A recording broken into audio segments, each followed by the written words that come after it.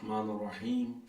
Alhamdulillahi Rabbil Alamin. Wassalatu wassalamu ala Sayyidina wa Nabiyyina Muhammad wa ala alihi tayyibin at-tahirin wa sahbihi al-muntajabin wa ala al-jami' al-anbiya illahi wal mursalin.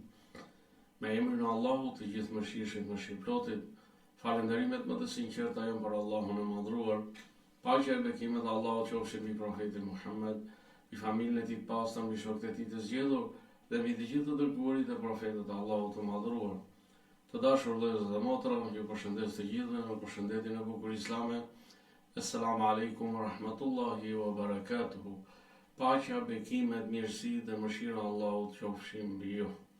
Në ajetin 7 të surës Hashr, Allahu i plot fuqishëm thot: Bismillahirrahmanirrahim. Wa ma ataakumur rasulu fakhudhuhu wa ma nahakum anhu fantahu.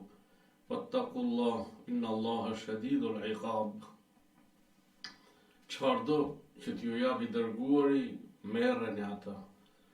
E çfarëdo që t'ju ndalojnë, hiqni dorë prej saj. Friksojeni Allahut, sepse Allahu vërtet dënon ashpër. Ky ajet i begat na urdhëron që çdo gjë të saktë e të drejtë që na ka ardhur nga i dërguari i Allahut, vula e profetëve, profeti Muhammed, paqja e bekimet e Allahut qofshin mbi të dhe mbi familjen e tij, duhet t'i marrim dhe t'i zbatojmë ato në jetën tonë të përditshme. Ndër ato që na kanë ardhur nga profeti i dashur janë edhe porositë e tij të ndritura e të shumta, drejtuar familjes së tij të pastër, të ndritur dhe shokëve të tij të zgjedhur. Kuptimi i porosisë është që të nxisësh të tjerët në bërjen e veprave të mira dhe t'i paralajmërosh ata nga e keqja. Sigurisht që porosia ka një ndikim të madh edukativ dhe shpirtëror. Nëpërmjet porosisë së drejtë arrihet udhëzimi, lumturia dhe shpëtimi në të dy jetët. Porositë e të dashurit të zemrave tona, profetit Muhammed sallallahu alaihi wa ali, nuk janë të kufizuara me kohën që ai jetoi. Ato janë porosi të përhershme dhe do të vazhdojnë deri në fundin e kësaj jete. Në Kuranin e Shenjtë kemi ajetet që tregojnë se profetët e Allahut, paqja qoftë mbi të, kanë porositur familjet dhe popujt e tyre. Prej tyre është ajeti që në 32 surës Bakare, në të cilin thuhet: Ibrahimi u dha këtë porosi fëmijëve të tij, po ashtu edhe Jakubi. O bijtë e mi, padyshim Allahu ka zgjedhur për ju fenë e vërtetë, prandaj mos vdisni ndryshe, veçse duke qenë musliman, të bindur, të nënshtruar prandaj atij ndaj Allahut fuqiplot. Allahu fuqiplot ndër të gjithë të dërguarit, vullën e profetëve, profetin Muhammed sallallahu alaihi wa ali, e pajisi me disa karakteristika të veçanta. Ndërto ishte edhe bukuria e fjalës dhe ëmbëlsia e saj. Profeti i dashur përdorte fjalë të pakta e fjali të shkurtra, por shumë domethënëse dhe mjaft ndikuese. Ky është edhe shkaku që porositë e profetit Muhammed edhe sot e kësaj dite vazhdojnë të shkruhen, të përkthehen në gjuhë të ndryshme të botës dhe me gërma të arta. Profeti Muhammed, paqja e bekimet e Allahut qofshin mbi të dhe mbi familjen e tij, ai nuk fliste sipas qefit të vet. por çdo thënie e tij ishte shpallje e shpallur. Prandaj edhe Allahu në ajetin 7 të surës Hashr na urdhëron që të marrim ato që na jep i dërguari Allah. Në Kur'an thuhet, ai nuk flet sipas qefit të vet, por ajo që ai thot është vetëm shpallje nga Allahu që i vjen atij. Profeti Muhammed sallallahu alaihi wa ali gjithmonë e porosiste familjen e tij dhe shokët e tij. Për porosive mjaft do më thënë se janë edhe porosi e profetit Muhammed për vajzën e tij të dashur, Fatima Zahran, paqja qoftë të. Ato porosi, inshallah, do t'i përmendim në emisionin e sotëm. Sigurisht që janë porosi mjaft domethënëse dhe përmbajtjen e këtyre porosive do ta përmendim inshallah si përmbledhje në fund të këtij. Transmetohet se një ditë profeti Muhammed sallallahu alaihi wa ali hyri në shtëpinë e Fatima Zahras alaiha salam dhe e gjeti atë për Fatimën duke bluar me në mokër dhe ajo po qante. Profeti i tha, ç'të bëri të qash o Fatime? Mos të bëft Allahu kur të qash. Fatimeja ju përgjigj. Po qaj nga lodhja për blurjes e elbit dhe punëve të shtëpisë, ndërkohë që jam shtatzanë. Sikur t'i kërkoja Aliut të më sillte një shërbyese që të më ndihmonte në bluarje dhe në punët e shtëpisë. Kur dëgjoi këto fjalë të Fatimes, profeti u ul pranë saj dhe e hodhi elbin në gurin e mokrës të bluaj dhe guri filloi të rrotullohej vetvetiu derisa përfundoi punën. Më pas, profeti Muhammed sallallahu alaihi wa sallam tha, qetësohu o guri bluaris. Ka këtu dhe në pa, një nga mrekullit e profetit Muhammed sallallahu alaihi wa sallam. Te këto mrekulli ju dhanë sepse ai kishte një pozitë të lartë tek Allahu i plotfuqishëm, i dashur i Allahut dhe vula e të gjithë profetëve. Drita e tij është krijuar para krijimit të gjithçka. Më pas profeti Muhammed vazhdoi të bisedonte me vajzën e tij dhe i tha, oj Fatime, sikur të donte Allahu i lartësuar gurët e mokrës të bluarjes më, ato do të bluanin vetë, pa i prekur. Por Allahu dëshiron të shkruaj ty vepra të mira, të t'i fshi gjunahet dhe të ngrej ty në shkallat më të larta të xhennetit përmes durimit ndaj mundimeve dhe ndaj vështirësive. Dhe më pas, profeti vazhdon të jap ato porosit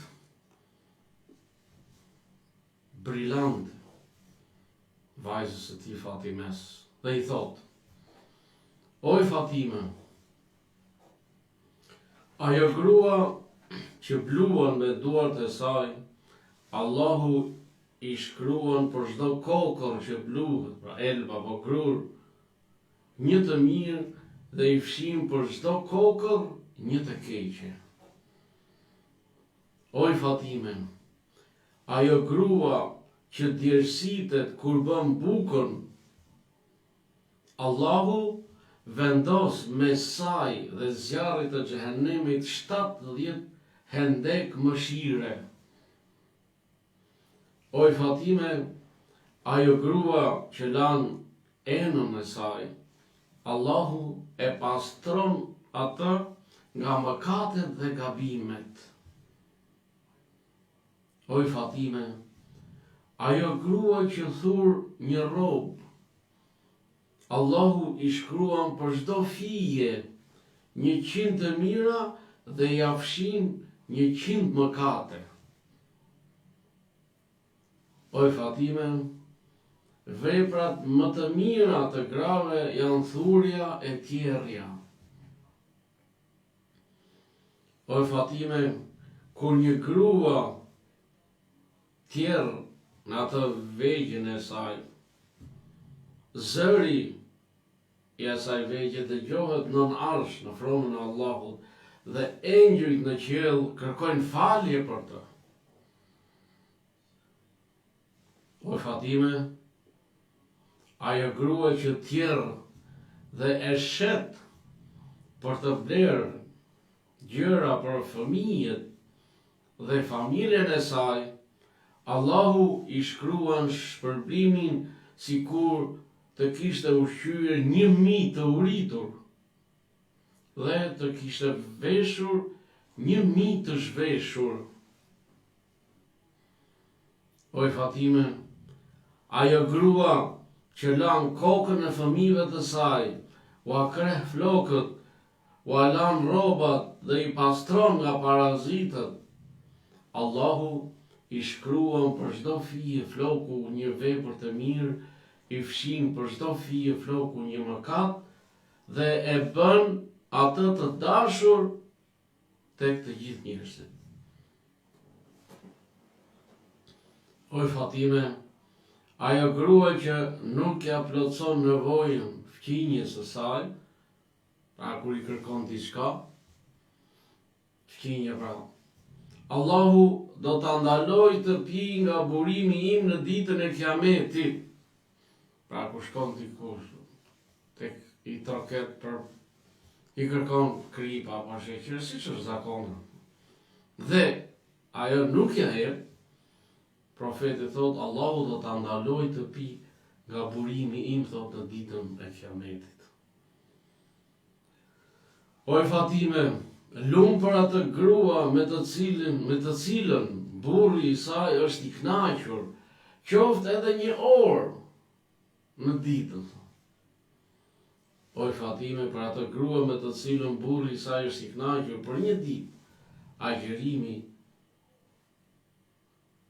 e 1 ditë e 1 natë, ajo ka tek Allahu shpërblim më të madh se adhurimi i 1 viti të tërë, pra agjërim e falje. Sa mallështor pra kjo thoni. Pra sikur të thot, 1 ditë jeti i kënaqur bashkëshorte ndaj një gruaje, ajo është më mirë sa të falet pra e të agjëroj për gjatë gjithë vitit. Oj Fatime, për atë grua me të cilën burri i saj është i kënaqur, qoftë 1 orë të ditës për çdo qime të trupit të saj, Allahu i shkrua një vepër të mirë dhe i fshin asaj 1 mëkat për çdo qime. Oj Fatime, çdo grua me të cilën burri i saj është i kënaqur nuk do të largohet nga kjo botë pa e parë vendin e saj në xhenet. Dhe shpirti i saj nuk do të dalë nga trupi pa pirë nga burimi im, thot profeti. Oj Fatime, kur një grua mbetet shtatzën, engjëjt në qiell dhe peshqit në det kërkojnë falje për të, Allahu i shkruan asaj çdo ditë 1000 të mira dhe ja fshin 1000 mëkate pra në kohën e shtatzënisë. Kur e kapin dhimbjet e lindjes, Allahu i shkruan shpërblimin e luftëtarëve në rrugën e tij, shpërblimin e dëshmorëve dhe të njerëzve të drejtë.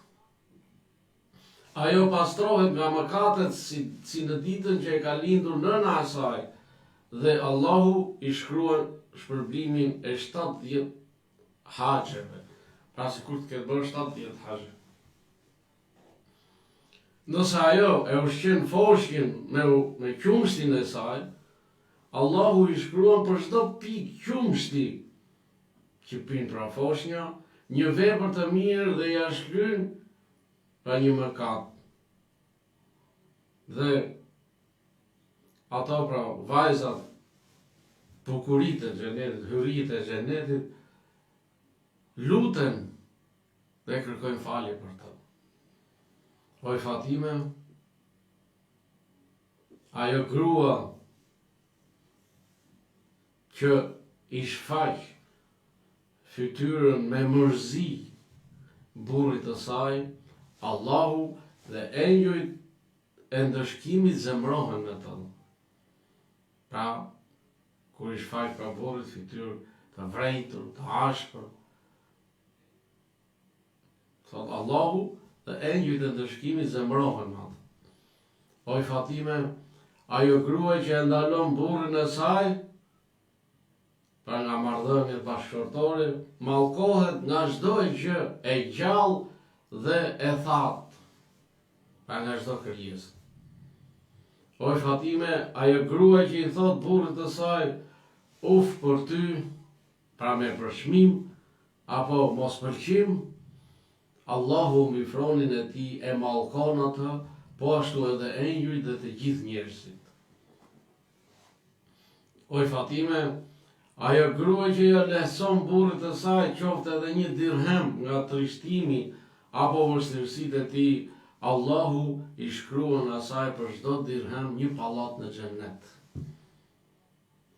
Oj Fatime, ajo grua që e fal namazin e saj, lutet për veten, por jo për burrin e saj, Allahu ja kthen lutjen mbrapsht, pra nuk ja pranon, derisa të lutet edhe për burrin e saj. Oj Fatime, ajo grua që burri i saj zemrohet me të, dhe ajo nuk përpiqet të pajtohet, derisa ai të kënaqet me të, ajo mbetet në zemrimin dhe hidhrimin e Allahut, derisa burri i saj të jetë i kënaqur me të.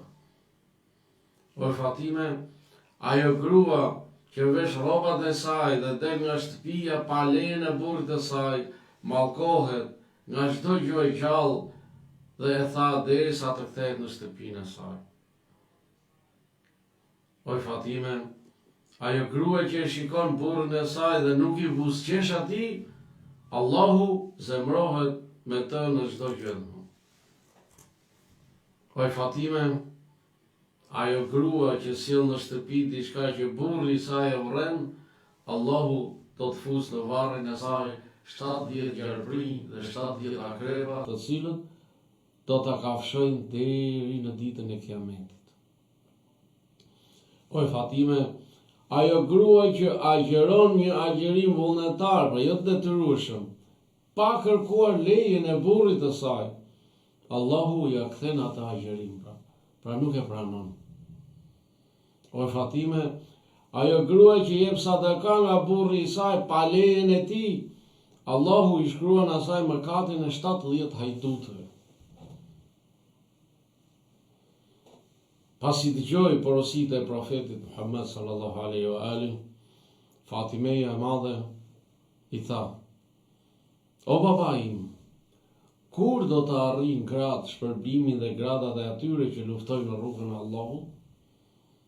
Profeti sallallahu alaihi wa alihi i tha: a dëshiron që të tregoj diçka me të cilën mund të arrish shpërblimin e luftëtarëve në rrugën e Allahut, ndërkohë që je në shtëpinë tënde?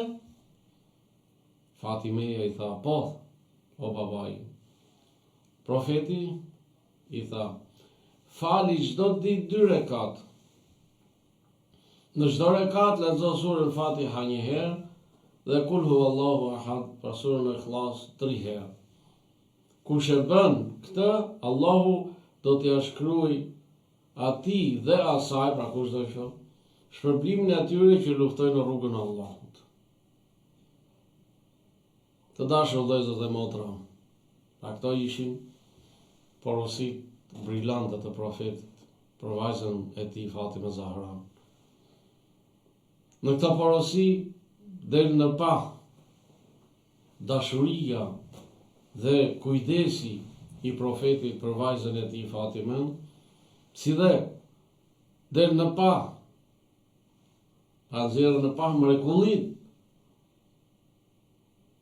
e profetit Muhammed sallallahu alaihi wa alihi që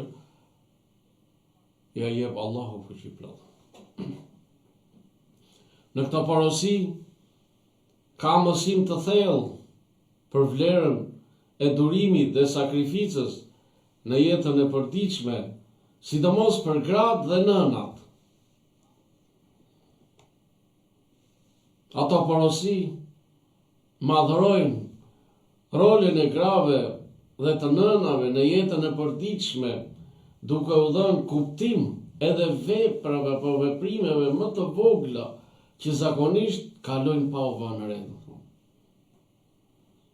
Ato porosi të profetit Muhammed sallallahu alaihi wa alihi për vajzën e tij për Fatimen theksojnë rëndësinë e ndarjes së mjetëve bazë të jetesës me të tjerët dhe pasojat që vijnë nga mohimi i tyre, pra i mos kryes së nevojës të tjetrit. Ato porosi përmbajnë mësime të forta për rëndësinë e respektit, dashurisë dhe kujdesit brenda folesë martesore.